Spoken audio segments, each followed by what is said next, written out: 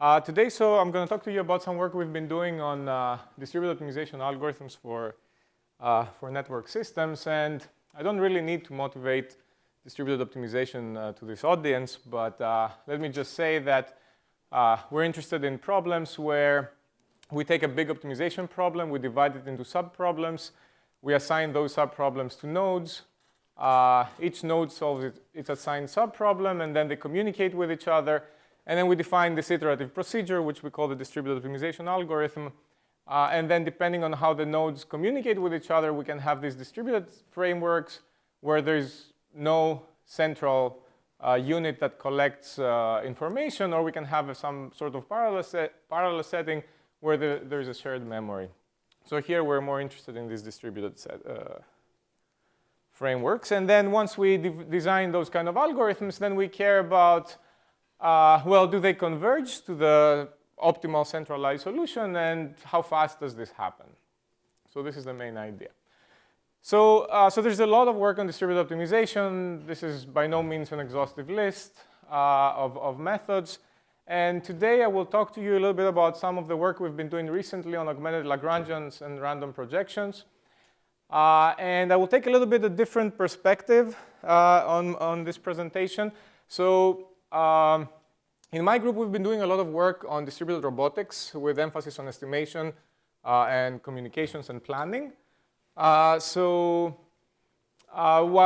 dealing with these kind of problems, we, in order to find solutions, we have come across the need to develop such kind of distributed algorithms. So what I will do is I will actually describe the problems that we've been interested in to you. I will formulate them, and then I will define the algorithms that we have developed, and then I will show you a couple of theorems for each one of them that actually show some sort of generality, how you can apply this to different problems.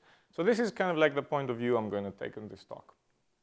For the first problem, augmented Lagrangians, the problem we're interested to solve in is optimal wireless networking, and the other one is distributed state estimation. Okay, so I'll talk about two methods we have developed. The first one, we called it accelerated distributed augmented Lagrangians, short for ADAL. And the second one, random approximate projections. The benefit of the first one is that the reason why we developed it is because we've been interested in fast convergence and for noisy communication, and I will explain why. And the second one, we wanted to develop algorithms that are lightweight and they can handle distributed LMI constraints for mobile networks. Okay.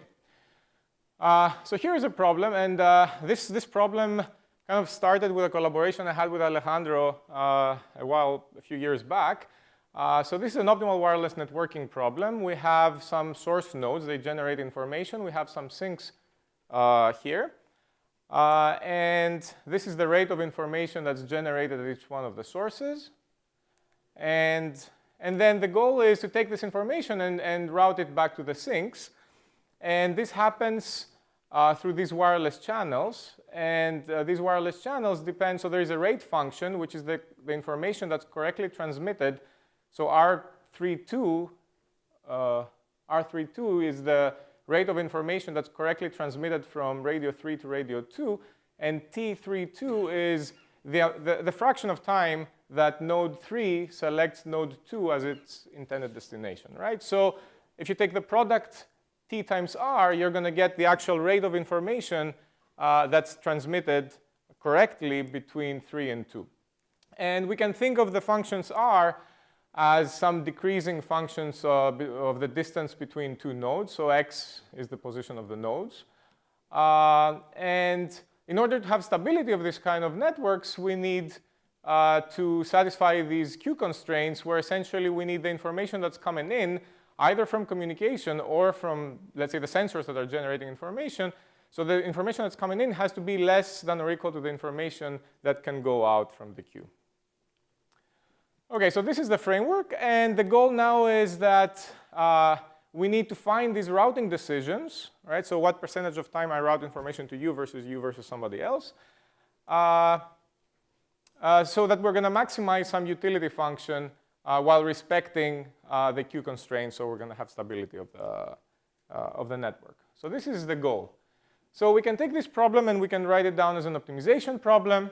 So we're going to have here the utility. There's different utilities that we can choose. The last two utilities, they're going to promote a more fair distribution of rates since they're going to penalize very small rates. We're going to have, so this is the rate constraint or the stability constraint, if you like. So this right-hand side of the inequality is the information that the rate of information that a node can inject in the network, and this can be lower bounded by some rate, nominal rate, that let's say the designer of the problem provides to you. Let's say the sensing information has been generated. And then we have the time slot share, which means that the fraction of time that I transmit information to all my neighbors has to add to 1. So this is the network flow problem, and we can solve this in a distributed way. So we can use dual decomposition, standard technique. We can formulate the Lagrangian of the problem. Here is the separable objective, and then we're going to have the constraints with the dual variables. And we can rearrange the terms here, and we can write this Lagrangian as a sum of local Lagrangians. J is the number of nodes, so 1 for each one of the nodes in the network, and each one of the local Lagrangians looks like that. But really, the expression is not important. What's important is that these local Lagrangians, they only depend on local variables, right? So essentially, we can decompose the problem, and if we can decompose the problem, then the goal is to find, in order to solve the global problem, we need to solve these local problems and find those local variables. There's a standard Primal-Dual method to solve this. So the primal iteration, we maximize the local Lagrangians.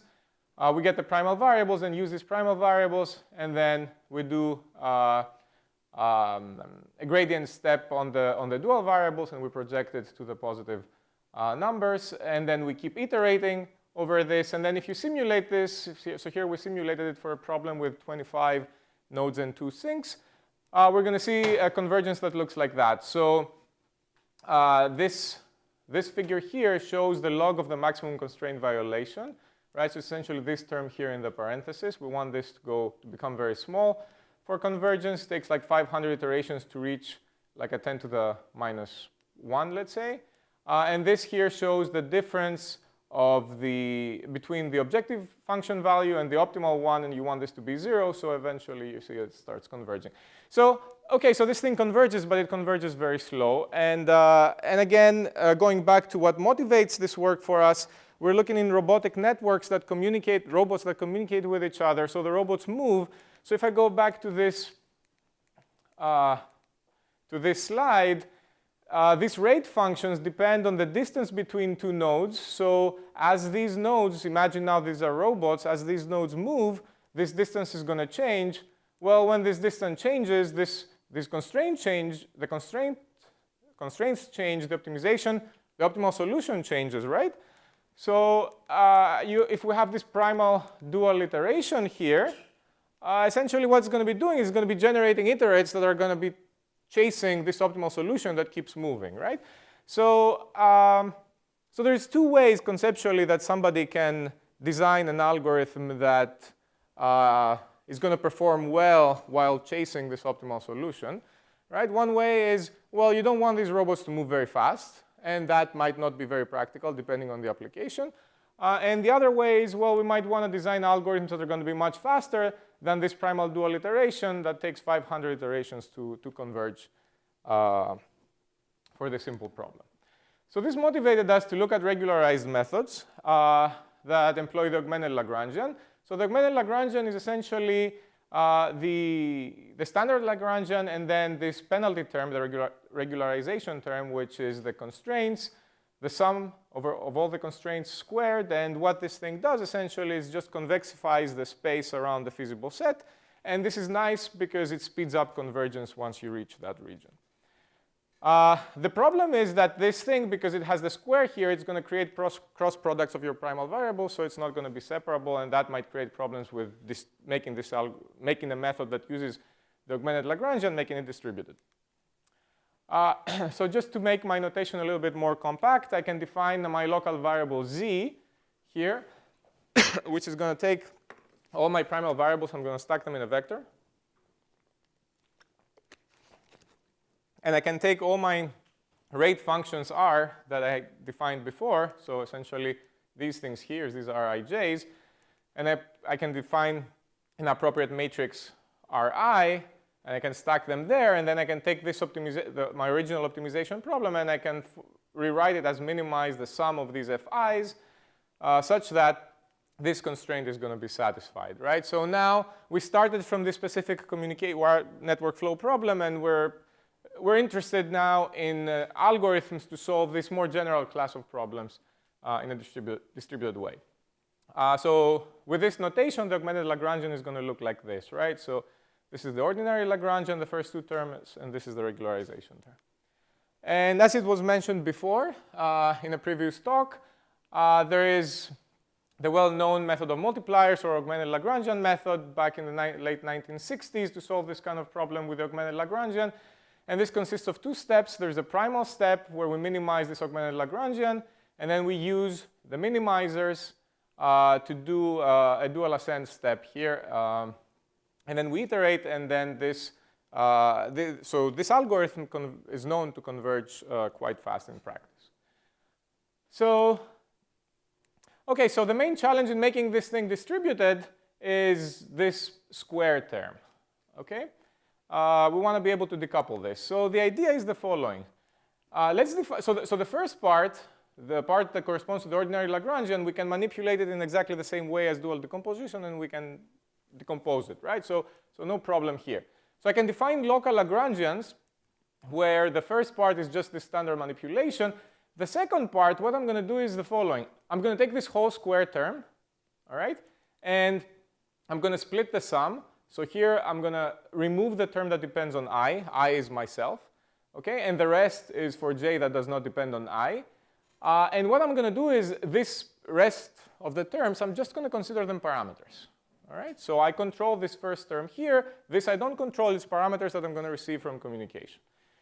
So if I do this, then we can define an algorithm similar to the augmented Lagrangian method, distributed one and now.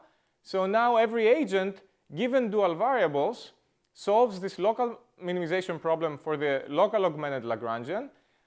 Then we go and we inject an extra step that did not exist in the method of multipliers. So z hat is going to be the solution to this primal step. I'm going to take z hat, and I'm going to take the previous iterate, zk, and I'm going to do a convex combination of these with parameter tau, and I will tell you later what tau is. And I'm going to call this zk plus 1, okay? And then I'm going to use this zk plus 1 to do my dual update here. All right, and then I'm going to iterate over this. So this is the main idea. And if we do that, then we can show that the algorithm converges. So essentially, we need to assume that the functions are convex. The local sets are convex and compact. There exists a saddle point. Tau is going to be a parameter that's going to be between 0 and 1. And in fact, it's going to be between 0 and 1 over q. What is q? So if you look at these matrices here, R, q is essentially the maximum coupling of the variables zi in this constraint, right? So if a row in the matrix R is all zeros, then the corresponding variable z, let's say z1 or whatever it is not coupled in that constraint, okay? So in the worst case, it could be, this q could be j, right, if everything is coupled. But for network problems where not everything is coupled, it's much smaller than that. Okay, so this is what q is. So if tau is a parameter that's between 0 and 1 over q, then we can show that there exists a Lyapunov function that's going to look like this, which is strictly decreasing. And we can show that the primal and dual iterates, they have accumulation points, and that these accumulation points satisfy the optimality conditions, right? So we can show essentially that the algorithm converges to the optimal solution. We can also show about the rate of convergence in an ergodic sense. So here capital F is, I'm just denoting capital F the whole sum of the local cost functions. Z tilde is going to be the ergodic average of the primal variables. And I can show that the optimality gap is bounded by 1 over k, and the feasibility gap is also bounded by 1 over k. All right, so we have this result on the convergence rate of the algorithm.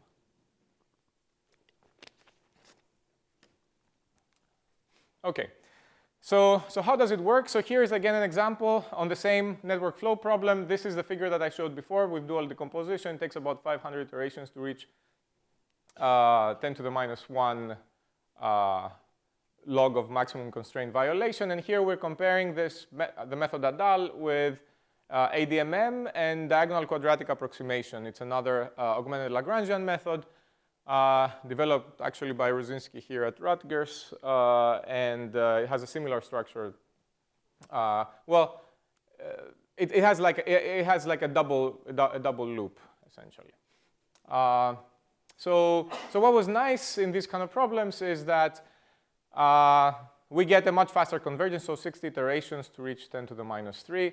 ADMM is known to converge fast at the beginning and slow down a little bit later, and this is how DQA behaves. Now, something that I would like to point out is, so why is this happening? The worst case convergence rate is 1 over k, which is the same thing has been shown for ADMM, for example. In practice, we found that this algorithm converges faster, and we think the reason is the following. If you take these local Lagrangians and you sum them up, you're going to get n times, so you're going to get a global Lagrangian, if you like, that is going to have n times this square term up here, right? It's not the same if you decompose ADMM. So the fact that the fact that you have n times this square term allows you to choose a smaller penalty parameter rho with ADMM and with ADAL, and we've seen this in simulations, which allows you to put more emphasis in optimizing the objective, right? And the other reason is the step size. ADMM, for example, has the same step size, but tau is 1, right? You could introduce the same step size for tau equals 1. Okay. Okay, so the next thing that we looked into is, well, can we introduce noise in this augmented Lagrangian method? And if we do, then does it converge? What happens? So we're interested in noise in the following sense. So we're going to have noise in the computation, or we might have an exact solution, for instance, of the local optimization steps, and we can have noise in the message exchanges. Okay, so I'll show you what I mean by that. So in this case, we model noise as sequences of random variables that we add them to each one of the steps of the algorithm. And then we're interested in convergence now in some stochastic sense with probability 1. Okay, so this is the deterministic version of the ADAL algorithm, and here's what happens if we add noise. So if I add noise, noise is going to go here in the objective function. It's going to go in the dual variables here that are communicated. It's going to go on these primal variables that are communicated when I'm solving the primal step. There's nothing here, and then there's going to be noise here in the primal variables that are communicated in the dual step, right? So this is where we inject noise. Okay, and this is how the algorithm is going to look like. So there's again the primal step, there's the dual step. A difference is that now I'm going to do again a convex combination. Before I chose this tau parameter for the convex combination. Here I'm choosing 1 over q. Okay, so I define these variables y, and y is essentially the convex combination of the primal solution of this of the primal variables that solve the first step of the algorithm and the previous iteration with 1 over q. Then I'm going to take this y, I'm going to perturb it by noise, and I'm going to call it tilde, and I'm going to use this y tilde here in my dual step. Okay, I'm going to choose again the tau parameters that they have to be between 0 and 1 over q, but now they need to be a decreasing sequence, so I call them tau sub k. And then I also do the convex combination here. So this is essentially the same as this one, but instead of 1 over q, I have tau k. And the reason why I use zk plus 1 is to check convergence of the algorithm. All right, so this is essentially how the stochastic version of the ADAL algorithm is going to look like. And if we make so under the same assumptions that we had in the deterministic case, now I need to assume a decreasing step size that's going to be square summable but not summable.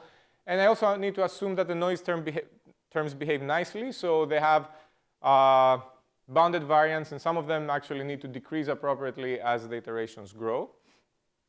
So if this is the case, then we can show again that there exists a Lyapunov function that's going to decrease almost surely, and then we can show that this stochastic ADAL method generates sequences of primal and dual variables that converge to the optimal sets almost surely, right? So we can show almost sure convergence in this case. And this is how this is going to work.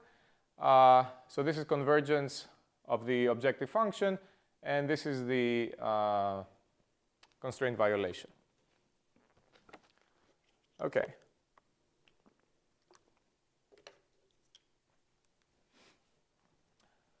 Okay, so I'm going to switch gears now, and I'm going to talk about a different problem, a different algorithm that we have worked on. And so here's a problem.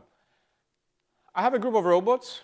Suppose they're quadcopters. These are the robots here. Each one has a sensor, and then I have a group of targets, landmarks, and these are the green triangles. And what I want to do is I want to use these robots to localize those landmarks up to a user-specified accuracy. What I mean by that is if you draw the uncertainty, let's say a covariance ellipsoid around each one of the targets, and these orange ellipsoids here are these uncertainties, I want to control the maximum eigenvalue of this covariance, right? And my specification here is that each one of the states, each one of the green triangles can be observed by multiple robots. And every robot can observe multiple states. And the robots that observe states, they don't need to be the same all the time, right? So it can change. And I want to develop a distributed algorithm to do that. I want it to be computationally light. So this is the problem. How much time do I have? I have 20 minutes? Okay. All right, sounds good. Okay, so let's try to formulate the problem a little bit. So I'm going to I have stationary states, hidden states. I'm going to call them xi, each one of them. I'm going to have, so I'm going to call the position of each sensor r sub s. All right, so this is with the position of my robot. And then each robot is taking a measurement, which is going to be essentially a measure. So the measurement of landmark I by robot s is going to be the actual position plus a zero mean Gaussian noise. So this is zero mean Gaussian noise. And this is the information matrix. Essentially, think of it as the inverse of the covariance, which depends on where the robot is, where the sensor is, and where the actual landmark is. Okay? So this is the measurement model. I'm going to take the instantaneous measurement, so these YIS vectors and the information matrices, and I'm going to collect all of them in a set, big O, and I'm going to call this instantaneous observation set. And I'm also going to define another set, D, which is going to contain the filtered data at time t, right? So essentially, if I fuse all the measurements up to time t, x hat is going to be the state estimate, right? It's a vector of each one of the landmarks. And S, here, S sub I, if you like, is going to be the filtered information matrix. All right, so the filtered uncertainty. So this is, let's say, for notational purposes. Okay, so how do we solve this problem? Let's formulate a mathematical problem now to solve this estimation problem. So here's the idea. We're going to work on information space. As I said before, if we want to guarantee user-specified accuracy of localization, means we want to control the largest eigenvalue of the covariance. We want to minimize that, or we want to maximize the smallest eigenvalue of the information matrix, right? Of the filtered information matrix. So I want a constraint where, let's say on the right-hand side, a semi-definite constraint on the right-hand side here needs to be a filtered information matrix, and on the left-hand side, I have gamma times identity, so I'm controlling the minimum eigenvalue of that filtered information matrix, and I want to maximize this gamma, right? So that I maximize the filtered information. Okay, so this is a main building block. Now, how do we control robots to do that? Well, okay, the problem now is, okay, I want to find a control input U for a robot, right? I assume very simple dynamics, discrete time. So if I take this control input for a robot or sensor S, and I add it to where the robot was before, so RS at t plus 1, then the robot is going to move to a new position, rs of t, okay? When it moves at this position, it's going to take a measurement of landmark I, okay? And when it takes a measurement of landmark I, then this measurement will return an information matrix Q, okay? So for each landmark I, all the robots that can see this landmark I, they're going to measure this information matrix. I'm going to sum up all these information matrices for all the robots.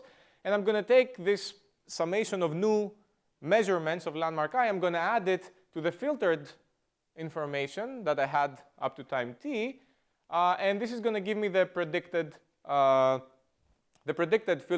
filtered information at time t plus 1. And then what I want to do is, so I want to find u and gamma, so the smallest, I want to find a u that's going to maximize the smallest eigenvalue of this filtered information matrix. All right, so this is the idea. Here we need to use the state estimate instead of the actual position, right, because we don't know where the actual landmarks are. And this whole right-hand side, as I said before, is the predicted, essentially, information matrix, filtered information matrix for landmark I. Okay, so this is the optimization problem we want to solve, and this is a nonlinear semi-definite constraint that we have here. Okay, so how do we solve this in a distributed way? So here is the idea. Let me just make the notation again a little bit simpler. I'm going to define a vector z that's going to collect my decision variable, so gamma and u. This is the smallest eigenvalue and the control input u. And then I'm going to define local copies of this vector z. So z sub s is the local copy belonging to sensor S, local copy of Z.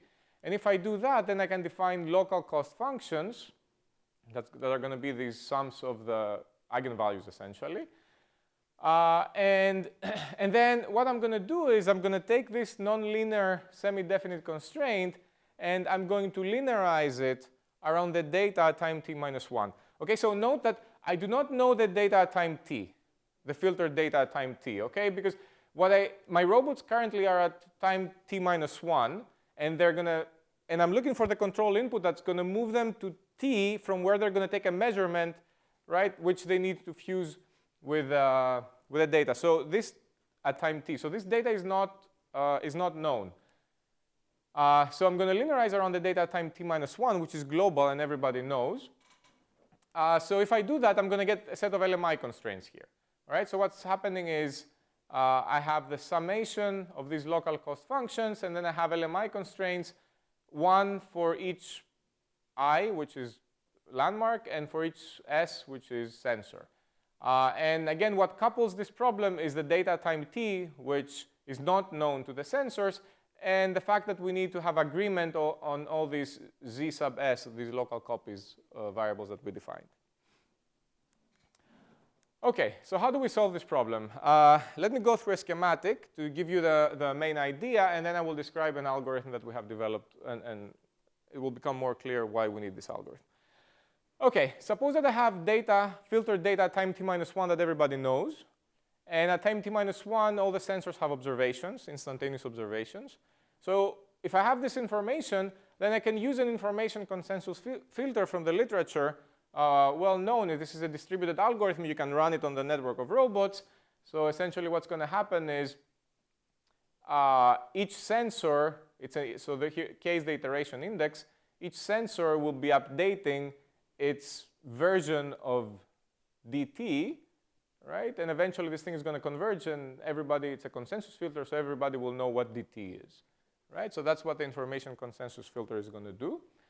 And once I do that, okay, so now if I know dt from here, if you look back at this optimization problem, if all the agents know this dt, then essentially this problem is completely decoupled and it can be solved, right, in a distributed way. So forget for an instance that this box here says random approximate projections. Let's just say it's just any distributed optimization algorithm that you like. You're going to use this dt. You're going to have this distributed optimization algorithm. So k is again the iteration. So every sensor will be updating its own local estimate, iterating over this. Eventually, everybody will converge to their own decisions, right? Okay, so what's the problem with this? Well, at least in the context of robotics where things are moving. The problem is that I need to wait until this thing converges, and this is asymptotic, and then I need to wait until this thing converges, and this is also asymptotic. So there's a lot of waiting time before the robots can actually decide to do something. So we said, OK, let's forget about letting this thing converge. Let's just use the current iterate. So let's just run these algorithms in parallel, essentially. OK, so I'm going to use the current unconverged data in a distributed algorithm here, right? So essentially, if you look again at this problem, here I'm going to replace this dt with unconverged data, right? And I'm going to define a distributed, again, algorithm here that updates this zs sub k. And then hopefully this is going to converge to something, right? Well, not something, but the solution that I care about, the optimal solution. Well, the thing is that because this is unconverged yet, it's going to be different from the global data that everybody should know. So I'm looking for a distributed optimization algorithm with an exact data. And this is what makes the problem interesting to us. If we can find such kind of an algorithm to solve this problem, we're going to get U, the control input. We're going to apply it to the robots. They're going to move to a new position, take new measurements, and then we're going to repeat, right? So again, now dt with so the data with the measurements, consensus filter, optimization, and then keep going, right? So this is kind of like the idea. OK, so what is this random approximate projection algorithm that we have developed to solve this problem? So the idea is based on the random projection method that was developed by Angelia, who's sitting somewhere here. So the idea is this. If we have a function, these are the level sets. We're going to start optimizing this function. We forget about the constraint set. So x are the constraint sets. So if we're going to take a gradient step to optimize the function, let's say we reach this point, and then we randomly pick a constraint set. So here we pick x1. And we see that this is feasible. OK, great. Then we take another step. Here's the other step. And then we randomly pick x4. And this is feasible. And that's great. And then we take another step. And then we randomly pick x3. And it's infeasible. So what we do is now we project on x3. Right? So we end up with this point. And then we keep doing this. Here again, we pick x3. Then we pick x1 again, and so on.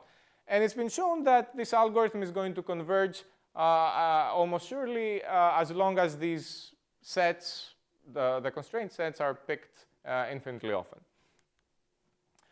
OK, so in our case, our constraint sets xi here are these linear matrix inequalities. OK, and exact projection on LMIs is computationally expensive. So what we decided to do is not to do an exact projection, but essentially do an approximate projection that we define as follows. We define the constraint violation. So H plus is the constraint violation, which we define as essentially the eigendecomposition of the matrix. So H is this matrix, right? So we take the eigendecomposition, and then we project the eigenvalues to the positive semi-definite cone.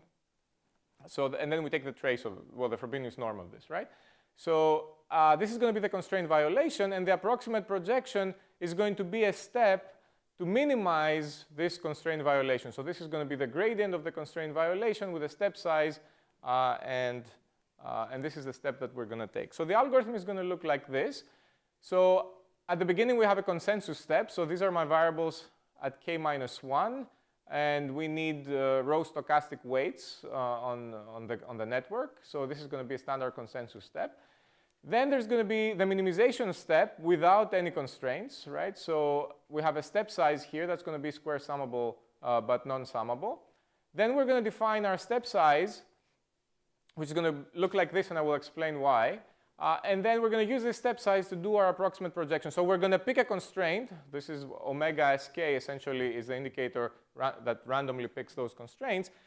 And if you look, if I take this beta and I plug it in here, essentially what you see is that I'm going to have the h prime divided by norm of h prime, right? So I'm going to get the unit vector in the direction that in the direction of the constraint violation, and then this is multiplied by the magnitude of constraint violation, essentially, right? So this is how this algorithm is going to look like. So we need a few assumptions.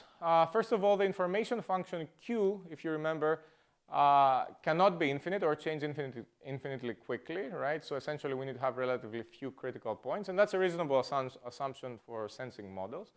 We need convexity, metric regularity. We need constraints selected with non-zero probability, as in the random projection method. And the network can have link failures, but we require big connectivity, right? This means that there exist finite intervals of time that if I take the network during these intervals and I superpose it, I'm going to get a connected graph, right? And I also need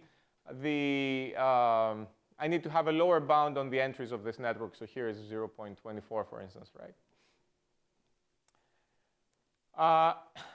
On the active links. OK, so to show convergence, we need a couple of preliminary results. So the first result is that the constraint violation, essentially, if I take the difference of my constraint violation with an inexact data minus the constraint violation with a true data, if the robots knew that, then this sequence is going to be absolutely summable. So essentially what this says is that if I use this constraint violation with an exact data in my algorithm, it's a good approximation eventually. And the same thing holds for the gradients, right? So I'm just replacing here, I'm putting the gradients. So that's also, so also the gradient with inexact data is a good approximation of the gradient with exact data. So if we do that, then we can show, and under the assumptions that I mentioned before, we can show that the algorithm is going to converge to the optimal solution almost surely. So this is how it's going to work. I talked about robots, so I should show something moving. So here's the targets, these x's. When they're localized to user-specified accuracy, they become circles. Here's 3 robots. This is the connectivity graph between the robots. This is the path they're following. And here you can see, so this is iterations. This is the minimum eigenvalue of the fused information matrix. So the threshold that we have set here is 10, right? So eventually everybody reaches this threshold.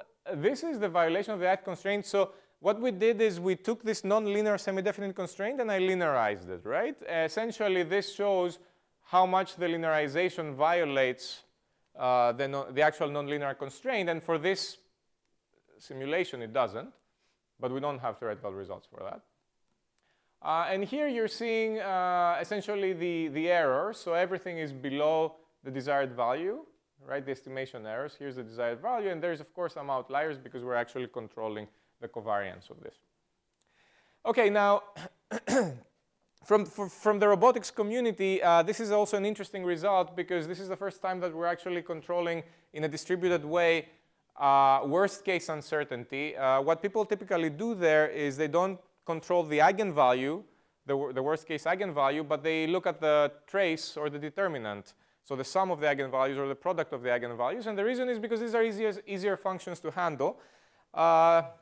They're differentiable, for example. So what we did is we also compared our algorithm with this kind of literature. So instead of controlling the worst case eigenvalue, we plugged in the trace, right? And we see, OK, what happens? So something to note here is that it takes 180 measurements to localize all these targets. So here's a simulation. We're applying, again, the same algorithm. I don't have semi-definite constraints. I just have a trace constraint. So the robots, again, are moving here. It's still going to work. The difference is here we're going to have much more constraint violations, so the linearization is not going to be, well, that effective anyways.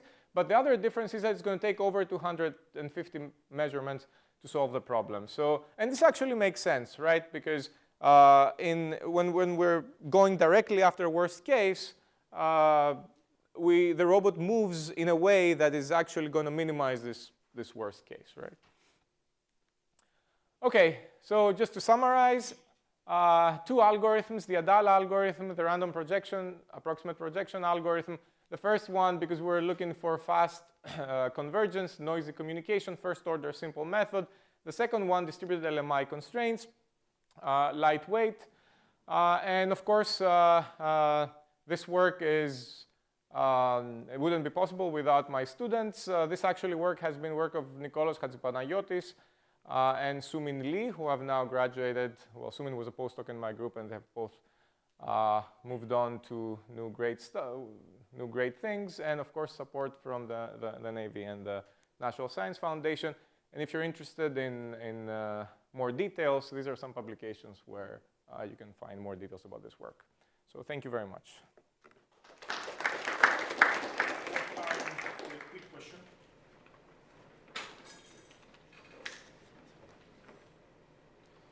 So the first algorithm, ADAL, so in step 2, I think you do some kind of complex combination. So what intuitively mean? What's the intuition? Right, so that's a good question. So this algorithm was motivated by the diagonal quadratic approximation algorithm, DQA, which has this nested structure. So this DQA algorithm already has this convex combination step there. But what we did is we said, well, OK, instead of running this nested step until it converges, let's just run one iteration. Right? So that's kind of like how this algorithm appeared. Right? Then we realized that, so Jonathan Eckstein he took ADMM and he decomposed it in a similar form, like the ADAL algorithm for monotropic programs. And it has a similar structure like this one. So it has this convex combination step, but with a different parameter there. So it appears if you do this transformation of ADMM also, right? So. Thank you. All right, thank you.